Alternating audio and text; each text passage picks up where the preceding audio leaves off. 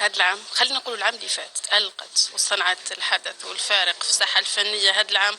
واش توعدي جمهورك؟ احنا انا شفنا ببخي راح تكون عايدة بابسة بقوة هذا العام. لا ماشي بقوة، اخترت مسلسل واحد. اتعرض علي أشياء كتيرة جدا، ولكن رفضت. انت عارفة نتعامل مع مزاحم هاد الكيب، وقلت نعمل عمل واحد بلا غير ما نبان في كل. فاخترت هذا العمل، عجبني بزاف البراني، القصة عجبتني، والكيب تاني اللي نخدم معاها مليحة.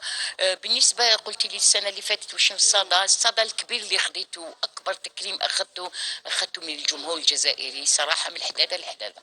شوفي ما فيش ولاية ما كرمونيش، ما فيش ولاية ما كانش ولاية ما رحبتش بيا في الشارع. الناس حسيت انه شقلاء هذه صالحة، شخصية صالحة أثرت في الشعب الجزائري بصفة عامة، ماشي غير في الجزائر العاصمة. فالحمد لله نشكركم، شكرا ل. صح عايدة، هذا العام الدور راح يكون شوية صالحة شقلالة قريب ولا لا لا؟ ما اعتقدش، لا ما اعتقدش، بالعكس. هذا العام خليها سوربريز، ما نحبش نتكلم في التفاصيل.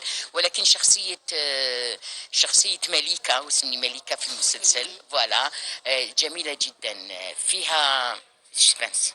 فيها سسبنس، عجبتني القصة. شكرا لربح علاوة، شكرا لكم انكم تابعوني.